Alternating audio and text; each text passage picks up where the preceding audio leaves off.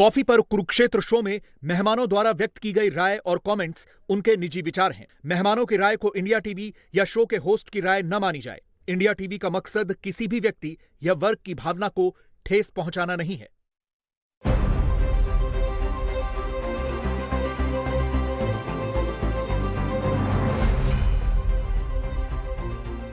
नमस्कार, बहुत स्वागत व्यूअर्स आप सभी का। आप देख रहे हैं आपका प्रोग्राम कॉफी पर कुरुक्षेत्र में। रोज की तरीके से सौरभ शर्मा आपके साथ बात करते हैं बिल्कुल खुलकर, और वो बताते हैं जो कोई और आपको बताता नहीं। आज बड़ा संजीदा, बड़ा गंभीर सब्जेक्ट है हमारा, जिस मुद्दे पर हम लोग बात करेंगे। बांग्लादेश के हिंदुओं की बात आज होगी, क्योंकि बांग्लादेश में रोज हालात उनके लिए खराब होते जा रहे हैं। और देखिए जरा कितना जुल्म है, ये सितम है कि उनका इम्तिहान खत्म होके नहीं दे रहा है। भारत का बंटवारा हुआ 1947 में, तब उनको अपने हकों के लिए जूझना पड़ा, अपनी इज्जत के लिए, अपनी जान के लिए लड़ना पड़ा। उसके बाद फिर बांग्लादेश बन गया ईस्ट पाकिस्तान से, तब फिर उनके ऊपर वही जुल्म सितम हुए। और अब एक बार जब वहां सरकार बदली है तो वैसे ही हालात कुछ कुछ बनते हुए दिखाई दे रहे हैं। अब जो ताज़ा वहाँ के जो कुछ डिक्टेट्स निकाले गए हैं, उसमें क्या है जो सरकार भी कह रही है और वहाँ के बड़े बड़े संगठन कह रहे हैं। अजान होगी तो आप पूजा नहीं कर सकते, कीर्तन की आवाज़ नहीं आनी चाहिए। दुर्गा पूजा होने वाली है अभी कुछ दिनों में। दुर्गा पूजा इस बार वहां के हिंदू समुदाय के लोग मना पाएंगे कि न मना पाएंगे, इस पर सवाल है। कोई कह रहा है इस जमीन पर अगर दुर्गा पूजा का पंडाल लगेगा तो जमीन नापाक हो जाएगी। खबरें यहां तक है, फिरौती मांगी जा रही है कि अगर आपको दुर्गा पूजा मनानी है तो उसके लिए इतने लाख टका जो है वो हमको दे दीजिए। तरह तरीके की बातें, तरह तरीके के वीडियोज वहां पर सामने आ रहे हैं। बिल्कुल कट्टरपंथ की गिरफ्त में एक बार फिर बांग्लादेश जा चुका है, ऐसा दिखाई दे रहा है। और इन हालात को आपको और बेहतर तरीके से बताने के लिए, और क्या भारत इसमें कुछ कर सकता है उनके लिए, इस पर बात करने के लिए हमारे साथ है बहुत खास और सीनियर मेहमान हैं आज। हम लोग के सीनियर हैं पत्रकारिता के कंचन गुप्ता जी, बहुत स्वागत सर आपका। और आज उनकी भूमिका है senior adviser, ministry of information broadcasting, Bharat सरकार। सर बहुत स्वागत सर, प्रोग्राम में आप पहली बार आए। प्रदीप सिंह जी की रोज की तरह हमारे साथ हैं। सर बहुत स्वागत है आपका। शांतनु गुप्ता जी हैं। शांतनु जी बहुत स्वागत है आपका। सर, हालात कैसे, आप कैसे डिस्क्राइब करेंगे इस वक्त बांग्लादेश के हालात? अभी जो है बड़ा अलार्मिंग सिचुएशन है। और ये केवल इसलिए नहीं क्योंकि वहाँ पर अटैक्स हो रही हैं, जो भी है, वहाँ की जो ऑफिशियल मशीनरी है उनका जो रिस्पॉन्स है वो काफ़ी पुअर रहा है, काफ़ी वो ठीक नहीं है। दूसरा है कि आगे चल के क्या होगा। आखिर अगर वहाँ के 9% लोग हिंदू हैं, ये ऑफिशियल रिकॉर्ड जो बताता है, 2022 का संख्या है 9%, और करीब ये बनता है काफ़ी संख्या में काफ़ी ज़्यादा है। उनको अगर वहाँ से प्रताड़न किया जाए, वहाँ से अगर ऐसी स्थिति बना दी जाए कि वो वहाँ पे ना रह सके, तो वो कहाँ जाएंगे, किस स्थिति में जाएंगे, कैसे जाएंगे, ये सब सवाल अब से शुरू होने लगे हैं। आपने जैसे बताया कि ये दुर्गा पूजा वाला है। दुर्गा पूजा पर हर साल जब शेख हसीना थी तब भी पाबंदियां रहती थी कि अजान और नमाज के समय वो ढाक का आवाज़ नहीं होना चाहिए, पूजा नहीं होना चाहिए। लेकिन वो एक बैकरूम अंडरस्टैंडिंग होती थी, उसकी कभी पब्लिसिटी नहीं की जाती थी। आपसी सामंजस्य कि भाई इस टाइम हम नहीं करेंगे। वो एक कमेटी है, वो कमेटी मिलके ये सब चीजें तय करती थी, कहाँ पर होगा, कैसे होगा। लेकिन कट्टरपंथियों का दबाव तब भी था। दबाव नहीं था, वो एक फैसिलिटेशन प्रोसेस था। अच्छा। कि इसको इशू बनाकर कोई बदमाशी ना कर सके। और हिंदू भी उसका सहयोग करते थे, ऐसा नहीं कि नहीं करते थे। लेकिन 2010 में हमने जो देखा कि इतना सहयोग करने के बाद भी जो पूजा आफ्टर पूजा आफ्टर पूजा कई जगह पर अटैक्स हुए, वो उनकी जो दुर्गा मूर्ति को तोड़ा गया, पंडाल में आग लगाया गया, ये सब घटनाएं घटी। तो एक सिचुएशन तब से है। और इस बार जो हुआ कि ये तथाकथित अभी जो वहाँ की एडमिनिस्ट्रेशन है, जिसकी असल में कोई कॉन्स्टिट्यूशनल वैलिडिटी नहीं है, उनके संविधान में ऐसी सरकार की कोई प्रावधान नहीं। प्राइम मिनिस्टर तो है नहीं वहाँ। नहीं, तो ये इसीलिए उन्होंने एडवाइजर्स करके नाम पे बनाया। लेकिन वो लोग किसको एडवाइस कर रहे हैं ये पता नहीं। सही बात है। हाँ, सो अभी जो उन्होंने किया कि एक प्रेस कॉन्फ्रेंस करके इसको बोला कि ऐसा नहीं कर सकते, ऐसा नहीं करते, इससे एक माहौल बन जाता है। और उसके तुरंत बाद से ये सब डिमांड शुरू हो गए कि इतने सालों से, इतने दशकों से समझिए कोई एक खुले मैदान में पूजा हो रहा था, तो और अब वो कहने लगे कि नहीं, यहाँ पर ईद के समय नमाज पढ़ा जाता है तो यहाँ पर हम लोग नहीं होने देंगे। जैसे आपने कहा कि ये यहाँ पर अगर दुर्गा पूजा होगा तो ये ज़मीन नापाक बन जाएगी, इसलिए हम लोग नहीं करने देंगे। बिना कोई नाम लिखे कुछ बताए चिट्ठियां जाने लगी, सबको मिली हैं ये चिट्ठियां, अच्छा। सब कमिटीज को, कि आप अगर पूजा करना चाहते हैं तो आपको 15 लाख देना पड़ेगा, अगर बड़ा पूजा है तो 20 लाख, 25 लाख, 50 एक्सटॉर्शन लाख। है। एक्सटॉर्शन। अब ये कौन कर रहा है, किसको इसके पीछे कौन है, ये पता नहीं चल रहा है, लेकिन ये हो रहा है। और इस घटना के बाद अब सब लोगों ने प्राय ये तय किया है कि इससे अच्छा यही सही रहेगा कि हम लोग इस बार पूजा ना करें और देखते हैं क्या होता है। लेकिन ज्यादातर लोगों ने तय कर लिया है। ये खबरें यही हैं। अब बस 2-3 हफ्ते रह गए हैं, अब क्या होता है वो देखा जाएगा। लेकिन ये सब तो एपिसोडिक है, ये दुर्गा पूजा के समय या किसी समय ऐसा हो। जो एक जो वहाँ पर स्थिति बन गई है कि हिंदू टीचर्स जो हैं, स्कूल के शिक्षक हैं, महिलाएं, पुरुष, उनको मार के, धक्का दे के स्कूलों से, कॉलेजों से निकाला जा रहा है। जो प्रिंसिपल लिया जा रहा है।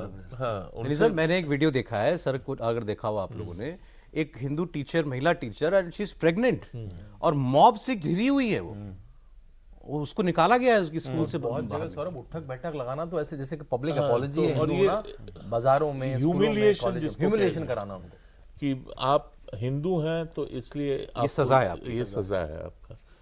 तो ये मोहम्मद यूनुस तो कहते हैं कि नहीं, ये सब गलत है, ये प्रोपागेंडा है, ये सही नहीं है, ऐसा कुछ नहीं हो रहा। लेकिन मैं अपने साथ एक लाया हूँ, प्रोथोमालो बोल के वहाँ पर एक अखबार है, और ये अभी जो वहाँ की एडमिनिस्ट्रेशन है उसको सपोर्ट करती है। और उनका कहना है कि 5 से लेके 20 अगस्त तक 1068 घटनाएं घटी हैं इस तरीके की। हाँ, इस तरीके की वायलेंस। और ये बस 15 दिन में। और उसके बाद अगर आप इसको टेलीस्कोप करें कि कितना हो सकता है, तो आप देख लें कितनी घटनाएं घटी होंगी। और ये सारे डॉक्यूमेंटेड हैं। 65 डिस्ट्रिक्ट्स हैं उनके। तो पहले ही ये खबर कंफर्म्ड है कि 50 डिस्ट्रिक्ट्स में वायलेंस हुआ है। उसके बाद का अगर देखें तो करीब सारे डिस्ट्रिक्ट्स में हुआ है। अब ढाका शहर में अगर हिंदू अपने आप को सेफ नहीं महसूस कर रहा है, वहां पर जो ढाकेश्वरी मंदिर है, जिसके आधार पर ढाका का नाम है, हाँ, वहां पर कमेटी मिलती है और यूनुस जाकर कहते हैं कि नहीं नहीं, चिंता की कोई बात नहीं है, हम सब एक हैं। लेकिन उसके तुरंत बाद चारों तरफ से वायलेंस की खबरें आती हैं। तो सर, ये मोहम्मद यूनुस साहब जो अब इस वक्त हेड ऑफ द गवर्नमेंट है, सो कॉल्ड, ऐसा आपने कहा कोई गवर्नमेंट तो है नहीं, तो ये तो so called liberal secular brigade के डार्लिंग ऑफ द वेस्ट माने जाते हैं। अभी क्लिंटन साहब के साथ मुलाकात करके आए हैं, पाकिस्तान के प्राइम मिनिस्टर से ही मुलाकात की, गले लगे, आपने मुझे बताया था, वो अलग बात है। मगर उनको तो ऐसे पेश किया जाता है कि ये तो गरीबों के मसीहा हैं। अब जो है वो है, और उनको पूरा सपोर्ट है, आर्मी का सपोर्ट है, अमेरिका का सपोर्ट है, काफ़ी यूरोपियन देशों का सपोर्ट है, यूरोपियन ऑर्गेनाइजेशंस का सपोर्ट है। तो हम इंडिविजुअल पर ना जाएं, लेकिन अगर हम स्थिति को देखें, जो होल पूरी एक बिग पिक्चर को देखें, पुलिस करीब अंदरूनी जितने जगह है वहां से पुलिस गायब है। पुलिस है ही नहीं, मान के चलिए। आर्मी को ड्यूटी दिया गया है सिक्योरिटी के लिए।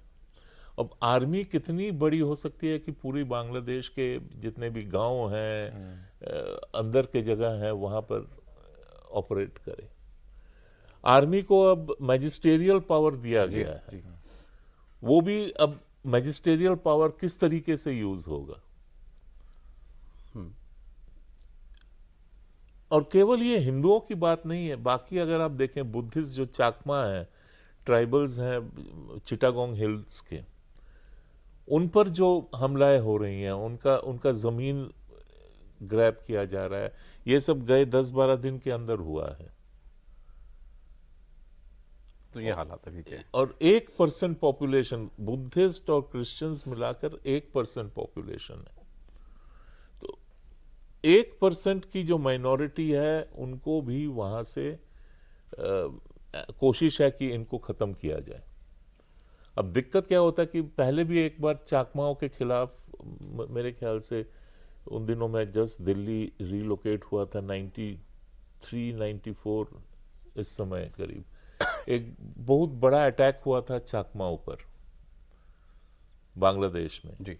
और वो सब चिटागोंग हिल ट्रैक्ट से लेकर भारत में आ गए थे। अच्छा। क्योंकि हमारे यहाँ पर भी चाकमा की काफी बड़ी पॉपुलेशन है, और हमारी जो नॉर्थ ईस्ट में सिक्योरिटी सिचुएशन है, उसको ये डिस्टेबलाइज कर देती है। इस किस्म की अगर माइग्रेशन हो कि वायलेंस से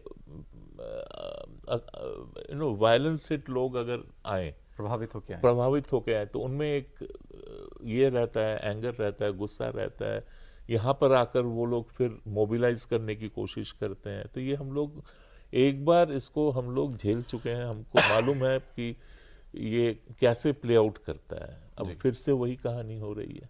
सर एक चीज मैं बता दूं व्यूअर्स को, #कॉफी पर कुरुक्षेत्र, अपने कोई सवाल हो तो हमको आप भेजिएगा। जैसा सर ने बताया, कोई डेटा ऐसा सजेस्ट कर रहा है कि वहाँ इतने हमले हुए, हम लोग सर एक ही सब प्रोफेशन के लोग हैं, सब लोग सब जानते हैं सरकारी आंकड़ा जो होता है वो कई बार हकीकत नहीं होती, उससे बहुत वाइड स्प्रेड होता है कई बार।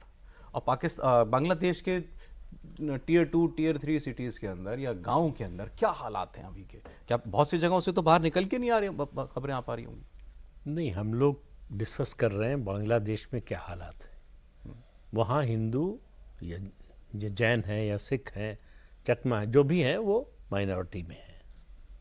यहाँ तो हिंदू मेजॉरिटी में है। एक त्यौहार बताइए हिंदुओं का जिस पर पथराव ना हुआ हो, हमला ना हुआ हो।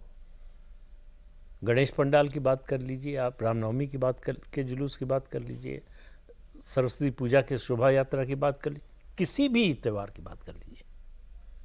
तो ये बात ये नहीं बांग्लादेश या भारत की नहीं है, मेरे हिसाब से माइंडसेट की बात है। मोहम्मद यूनुस के बारे में आपने इतना बताया कि वेस्ट उनको क्या समझता है, कैसा है। एक संस्था है वहाँ बांग्लादेश में, हिफाजत इस्लाम, जमात इस्लामी से ज़्यादा कट्टर है। शेख हसीना ने उसके चीफ को जेल में रखा था, इन्होंने रिहा कर दिया। यहाँ तक गनीमत थी कि भाई आपके सपोर्टर है, ये तख्ता पलट में आपकी मदद की थी संस्था ने, उसको सरकार में इंडक्ट कर दिया। तो उनका इंटेंशन बिल्कुल क्लियर है। ये हम लोग उनसे उम्मीद कर रहे हैं ज़रूरत से ज़्यादा कि शायद वो ज़्यादा डेमोक्रेटिक होंगे और ज़्यादा संवेदनशील होंगे, माइनॉरिटी की बड़ी चिंता करेंगे। ऐसा कुछ नहीं है उनके दिमाग में।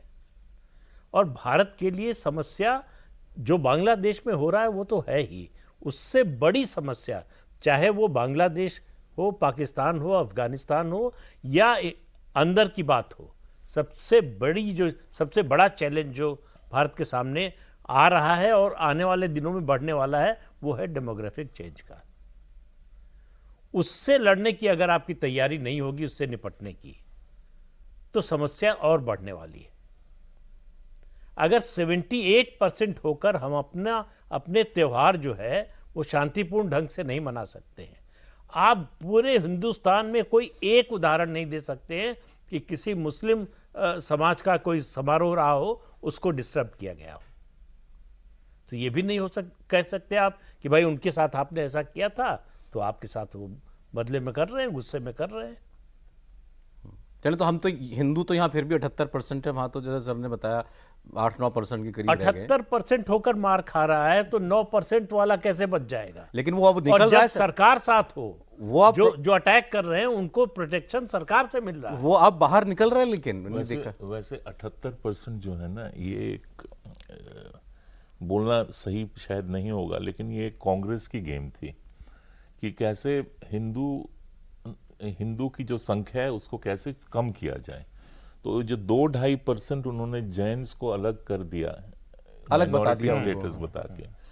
वैसे अगर आप जैन्स को लेकर देखें तो हम लोग अभी भी 80 से ज्यादा हैं। हाँ, हम 2011 की जो तो सेंसस है 80 से अगर उसकी ज्यादा है, फिर भी अगर ऐसा हो रहा है और वहां पर तो बेचारे 8-9% हैं और 90% मुसलमान हैं। आपने सर एक वीडियो शेयर किया था अभी सोशल मीडिया पर, उसमें वो लोग रैली निकाल रहे हैं, रात का वक्त है, हाथों में मोमबत्ती, और वो कह रहे हैं, बांग्ला में बोल रहे हैं शायद, क्यों क्यों क्यों या कब कब कब, ऐसा कुछ बोल रहे हैं। क्या था? वाई वो था कि हम लोग यहाँ, वो जो रैली थी ढाका में निकली थी, वो ढाका यूनिवर्सिटी से, तो वो था रैली कि हम लोग यहाँ पर 30%, जैसे मैंने आपको बोला 33% के आसपास था 47 में, हम लोग 30% से वहाँ से घटते घटते घटते अब 9 से कम हो गए हैं।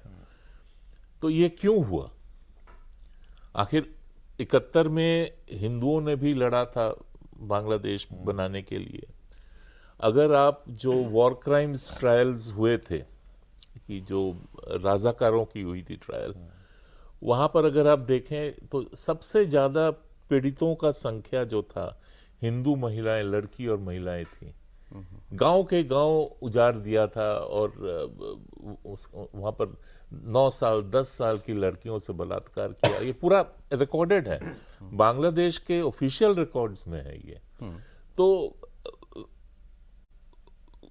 इतना योगदान देने के बाद भी, और ये लोग काम करते हैं, ऐसा नहीं है कि सरकारी डोल पे जीते हैं या ऐसा कुछ, तो फिर भी क्यों ये अत्याचार घटे जा रहा है? तो ये बड़ा इट्स अ स्वाभाविक रिस्पॉन्स कि ऐसा क्या किया है हमने।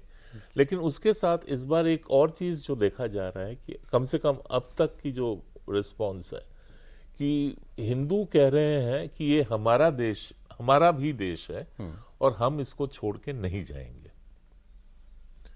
तो ये जो डिटर्मिनेशन है कि हम छोड़ के नहीं जाएंगे, ये मेरे ख्याल से ये पहले बार ऐसा कुछ वो ओपनली कह रहे हैं जी।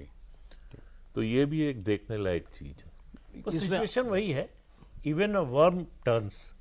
हाँ। उनको लग रहा है कि हमको मरना ही है, तो लड़कर मरो, अपने अधिकार को जताकर मरो। हम अगर चुप रहेंगे तो भी मारे जाएंगे, बोलेंगे तो भी मारे जाएंगे।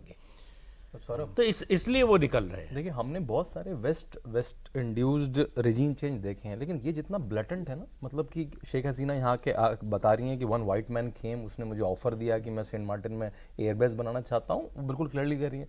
मोहम्मद यूनुस सबको पता है वो किसी, वो क्लिंटन फाउंडेशन के साथ, ये जो जितने भी डेमोक्रेटिक पार्टीज हैं उनका एक तरीका होता है, ओबामा की ओबामा फाउंडेशन चलती है, क्लिंटन की क्लिंटन फाउंडेशन चलती है, और सबको पता है कि डेमोक्रेटिक पार्टी को आज भी क्लिंटन और ओबामा की फैमिलीज कितना गवर्न करती हैं। वो उनके इवेंट में जाते हैं, वहां पे वो नाम बताते हैं कि महफूज आलम जो उनका सेक्रेटरी बना दिया, इस लड़के की आवाज सुन के सारे लोग खड़े हो जाते हैं। उन्होंने नाम भी बता दिया और 3-4 बार स्ट्रेस करा कि बहुत प्लान्ड था, इसको बहुत तरीके से महफूज आलम ने करा, तो ये भी बता दिया। इतना ब्लेटेंटली जाके वो अमेरिका में जाके बता रहे हैं, ये बड़ा ऑड है कि ये सब चीज़ें बताने लगे कि भाई ये रिजीम चेंज था, हमने कर दिया। जैसा सर ने बताया कि जो टेररिस्ट ऑर्गेनाइजेशन थी उसके आदमी को मिला के हमने सरकार में इंडक्ट कर दिया। महफूज आलम को आपने जिसको आप कह रहे हैं कि ये इसने स्टूडेंट मूवमेंट किया था, उसको आपने इंडक्ट कर दिया और पूरी दुनिया को बता रहे। मतलब ऐसा कर लो, क्या करोगे? एक खबर फिर हिंदुओं को वार्निंग आ रही है कि यहाँ आप ये नहीं कर सकते, वहाँ वो नहीं कर महफूज आलम जो है वो वहाँ का हिजबुत तहरीर का लीडर है। लीडर। अच्छा। हाँ। और Hizbut Tahrir is a designated terrorist organisation across countries. अच्छा, अब वो part of government Saudi Arabia में गवर्नमेंट हो गया इट और इज उसको डेजिग्नेटेड और उसको कंचना मंच पे बुलाया अभी और मंच पे बुला के मंच पे उसको बुला के इंट्रोड्यूस तालियां बजवाई उसके किया ऊपर। और सब तालियां दे रहे हैं। तो ये जो एक हिपोक्रेसी, पूरी दुनिया ने आतंकवादी माना है सर, तो अमेरिका ने तो माना ही होगा। अब यूएन सैंक्शनड ऑर्गेनाइजेशन और अमेरिका के पूर्व राष्ट्रपति उससे मुलाकात कर रहे हैं। फिर वही कहानी आती है ना, गुड टेररिस्ट बैड टेररिस्ट। मतलब ये गुट मैं कह रहा हूँ जिहादी, अब ये बैड बिल्कुल जिहादी। ब्लटेंट कर दिया है इन्होंने, मतलब सामने से कि करो क्या करोगे, हम तो ऐसे ही रिजीम चेंज करेंगे। नहीं, तो मैं फिर वहीं आऊँगा सर। सर नहीं कमेंट करना चाह रहे, मैं समझता हूँ कुछ होती हैं मर्यादाएं, बट मोहम्मद यूनुस साहब फिर आप क्यों, मतलब हमारे यहाँ भी जो लोग खुद को सेकुलर कहते हैं या लिबरल कहते हैं, कैसे वो इनके पैरोकार कैसे हो सकते हैं? बहुत लोग खुश हुए थे ना हमारे यहाँ जब ये रिजीम चेंज हुआ, बहुत लोग खुश हुए थे हाँ, कि गई शेख हसीना। नहीं, खुशी मनाई थी लोगों ने। बहुत से लोग शेख हसीना के रहने से बहुत परेशान थे। डिक्टेटर है, भारत और जो है बांग्लादेश के संबंध अच्छे होने से उनको परेशानी थी। शेख हसीना जो डिक्टेटर थी और अब जो रिजीम है वो डेमोक्रेटिक है। ये है परिभाषा डेमोक्रेसी और उसके अलावा सेकुलरिज्म की उनके यहाँ, कि वो कम्युनल थी, ये सेकुलर है। तो ये हम कह रहे हैं फिर माइंड सेट का मामला है कुल, कि हम आपको रहने नहीं देंगे। और वो जो मैं बात कहता हूँ दारुल हर्ब और दारुल उलूम, दारुल इस्लाम की, मामला कुल जाकर वहां पर टिकता है। सर ये एक और चीज है, बंगाल के जो मुसलमान थे, जो स्पेशली जो लोग वो लेबर, फार्म लेबर जो थे, उनकी जो इस्लाम थी वो कुछ थोड़ा लीग से हटके थी। और वहाँ पर एक वो पीर का एक ट्रेडिशन है, फ़कीर का ट्रेडिशन है, और वहाँ पर जो कब्र होती है उसकी एक बाकायदा मुसलमान जो है वहाँ पर फूल डालते हैं, वहाँ पर पौधे लगाते हैं, अगरबत्ती जलाते हैं। और ये आज के दिन में लोग जाकर उन कब्रों को खोद के निकाल रहे हैं, क्योंकि इस्लाम नहीं कहता कि आपकी कोई इजाज़त नहीं है। तो आप एक पूरा जो ट्रेडिशन है उसको आप लोग डिस्ट्रॉय कर रहे हैं। और इसके पीछे हिजबुत तहरीर का बहुत, उनका ये एक एजेंडा ही है हिजबुत तहरीर का, कि इस्लामिक प्योरिटी को वापस लाना। और केवल ऐसा नहीं है कि हिंदुओं पर कर रहे हैं, वहाँ पर पिछले दिनों खबर आई थी कि अगर लड़कियां रात को घूम रही हैं अकेले तो उनको अटैक करना, अगर हिजाब नहीं पहना है तो उनको अटैक, ये मुसलमान लड़कियां हैं। बहुत वीडियोस आए भी ऐसे बाजारों में उठक बैठक करा रहे हैं लड़कियों। कॉक्स बाजार जो है उनका जो बीच है और आम जनता के लिए काफ़ी पॉपुलर जगह है, तो वहाँ पर अगर उन्होंने वो विजिलेंटे ग्रुप्स खड़े कर दिए, कौन हिजाब पहन रहा है, कौन स्कर्ट पहन रहा है, कौन ऐसे ही घूम रहा है, उनको अटैक करना, उनको सर हिस्टोरिकल डेटा क्या बताता है? मैं ये जानना चाहता हूँ कि जैसे 33% से बांग्लादेशी हिंदू आज 8-9% पर आ गया है, तो ये पॉपुलेशन का जो कमी आई है माइग्रेशन की वजह से सबसे ज़्यादा होती है, मैसेकर्स की वजह से सबसे ज़्यादा होती है, कन्वर्जेंस की वजह से होती है, ऑल थ्री, और भी कोई फैक्टर होता है? देखिए 1945 वहाँ के जो समृद्ध हिंदू थे, वेल टू डू हिंदू थे, उनको पता चल गया था कि आगे क्या होने वाला है, तो वो लोग धीरे धीरे कलकत्ते में शिफ्ट करने लग गए थे। फिर 46 में जब नोआखाली राइट हुआ, उसके पहले डायरेक्ट एक्शन डे राइट हुआ कलकत्ते में, तब एक राउंड का माइग्रेशन हुआ। और फिर 47-48 2 साल, क्योंकि अगस्त में पार्टीशन का ये हुआ, फिर 1 साल और मान लीजिए 2 साल, वो एक माइग्रेशन का पीरियड चला। लेकिन एक खासियत जो ये है, वेस्ट पंजाब में जो पार्टीशन हुआ उसको कहते हैं वन टाइम पार्टीशन, और एक ट्रांसफर ऑफ पॉपुलेशन भी हुआ, क्योंकि मुसलमान इधर से गए, वहां से सरदार और हिंदू जो थे वो इधर आ गए। बंगाल में जो है उसको कहते हैं कंटिन्यूअस और कंटिन्यूइंग पार्टीशन। 1945 से अगर आप देखें शुरू हो रहा है, उसके पहले भी जब पार्टीशन हुआ था फिर उसको रद्द कर दिया गया था। तो 1946 से भी अगर हम लोग देखें, 1946 में होता है एक राउंड माइग्रेशन नोआखाली के बाद, 1947-48 पार्टीशन के बाद। कश्मीर में जब वो हजरत बल हजरत मस्जिद बल वाला कांड जो कांड हुआ था कि वो वहाँ के जो वहाँ पर प्रॉफिट का एक बाल है वो चोरी हो गया ऐसा एक अफवाह फैलाया गया। अब कश्मीर में हुआ लेकिन हिंदू मरे ईस्ट पाकिस्तान में। तो 1955 में एक राउंड और हुआ माइग्रेशन का, फिर 65-66 में हुआ, तो ऐसा ये 71 में हुआ। तो ये एक लगातार प्रोसेस, जिसलिए कहते हैं कि it's a continuing partition in the east. तो ये चल ही रहा है। और इसके साथ जो जुड़ा हुआ था कि नेहरू ने लियाकत पैक्ट साइन किया कि हमारे माइनॉरिटी वहां पर सही रहेंगे, उसका भी कुछ असर नहीं हुआ। हम यहाँ मुसलमानों का ख्याल रखेंगे, आप वहाँ हिंदुओं का। हाँ, तो ऐसा कुछ हुआ नहीं। वो केवल लियाकत पैक्ट हुआ था, नेहरू पर प्रेशर बढ़ रहा था कि वहाँ जो है हिंदू मारे जा रहे हैं, असुरक्षित हैं, क्योंकि नेहरू भी उन लोगों में थे जो पॉपुलेशन के एक्सचेंज के पक्ष में नहीं थे। तो लियाकत पैक्ट एक तरह से वो प्रेशर कुकर की सीटी बजाने जैसा था कि भाई समझौता हो गया दोनों देशों में, अब सब ठीक है। वहाँ वो सुरक्षा देंगे, यहाँ हम देंगे। तो यहाँ तो दी गई। यहाँ तो हमने दिए, आज तक दे रहे हैं, कोई दिक्कत नहीं है, किसी को एतराज भी नहीं किसी हिंदू को कि ऐसा आप क्यों कर रहे हैं।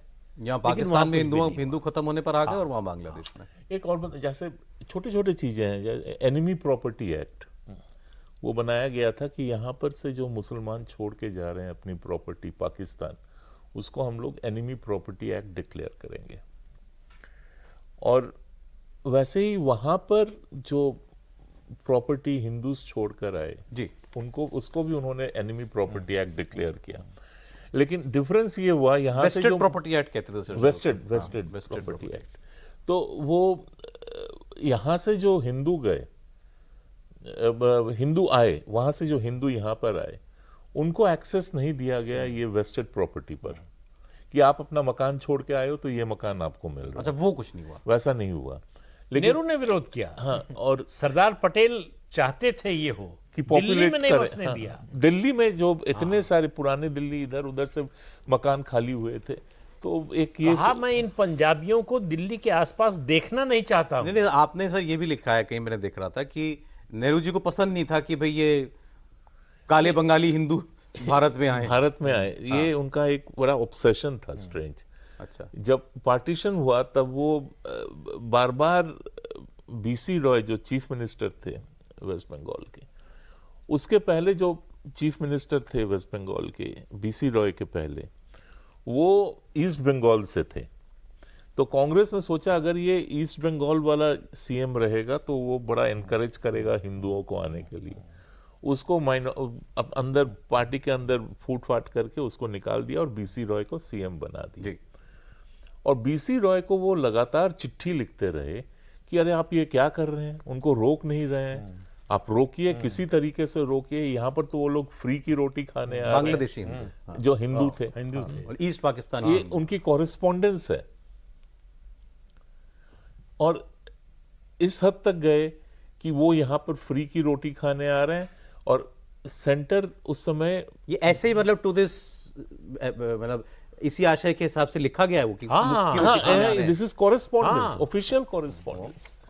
और उस समय जो सेंट्रल लेजिस्लेचर था वो पैसा सैंक्शन करती थी स्टेट्स के लिए, और जो रेवेन्यू शेयरिंग जो था, तो नेहरू ने फर्स्ट डिसीजन लिया इंडिपेंडेंट इंडिया का, सरकार का, वेस्ट बंगाल की जो शेयर थी उसको उन्होंने 50% काट दिया रातों रात। अच्छा, ये एकदम आर्बिट्री डिसीजन, और इसका मकसद यही था कि स्टेट गवर्नमेंट के पास पैसा नहीं होगा इन रेफ्यूजीज को खिलाने के लिए, तो आने नहीं देंगे, वो आने नहीं देंगे।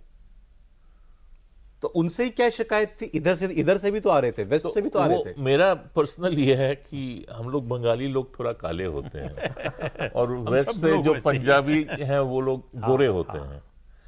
तो नेहरू को उनके दिमाग में कश्मीरी, तो ये एक डार्क स्किन वाला इशू जरूर था। नहीं तो हम जो रिफ्यूजीज के कैंप बने थे उनको उन्होंने बना दिया परमानेंट लायबिलिटी कैंप, और डेजिग्नेशन जो थी, भारत सरकार कभी भी 47 के पहले या 47 के बाद द टर्म रिफ्यूजी हमारे ऑफिशियल इसमें नहीं था, तो हम लोग हर समय माइग्रेंट शब्द को यूज करते हैं। जी। तो उन्होंने कहा कि ये माइग्रेंट्स जो हैं ये सब परमानेंट लायबिलिटी बन जाएंगे। क्या होता है परमानेंट लायबिलिटी हिंदी में? मतलब स्थायी हमारे ऊपर जो है बोझ बन जाए। लाइबिलिटी मतलब बोझ। हाँ, स्थायी बोझ। बोझ नहीं, बोझ। बोझ बोझ तो दूसरा तो होता है। स्थायी बोझ बन जाएंगे, और इसलिए उनकी जो कैंप्स बनी थी जी। वो सब थी परमानेंट लायबिलिटी कैंप, नाम ही दे दिया गया। Liability camp 1, permanent liability camp 2, ऐसा नंबर डाल डाल के तो अपने ये लोगों को इन कैंपों में उनको रखा जाता था। जी। और तो मैंने कहा कि भाई अगर परमानेंट लायबिलिटी इस देश में कोई है तो सबको मालूम है कि कौन सी डायनेस्टी इस देश की परमानेंट लायबिलिटी है। तो ये हालात पूरा बड़ा, it was a very traumatic. और जो अब एक टर्म आया है वो है जनरेशनल ट्रॉमा। तो हम लोग जो फर्स्ट जनरेशन इंडियंस हैं, तो हमारे लिए ये जनरेशनल ट्रॉमा है। करेक्ट। आपका परिवार भी वहीं से आया? हाँ, मेरा परिवार वहीं ईस्ट से बंगाल से। सर आज समय बिल्कुल इजाजत नहीं दे रहा है तो, लेकिन पता नहीं लगा आज आधा घंटा कब बीत गया। ऐसी आप बातें आपने बताई हैं। हम तो उम्मीद करते हैं कि बांग्लादेश के हिंदुओं के लिए नहीं, वहाँ के माय सभी हिंदी इज टेरिबल। नहीं बस आपने आपको गलतफहमी है कि आपकी हिंदी खराब है। आपकी हिंदी बहुत अच्छी है। तो आज सर समय इतना ही है मेरे पास। बहुत शुक्रिया सर, आप आए प्रोग्राम में, स्पेशली स्टूडियो तक आए हमारे। बहुत धन्यवाद सर। किसी और दिन आपका समय लेकर एक लंबी बात करेंगे। प्रदीप जी बहुत शुक्रिया। शांति जी से ज़्यादा बात नहीं कर पाया, बहुत शुक्रिया, लेकिन आप आए।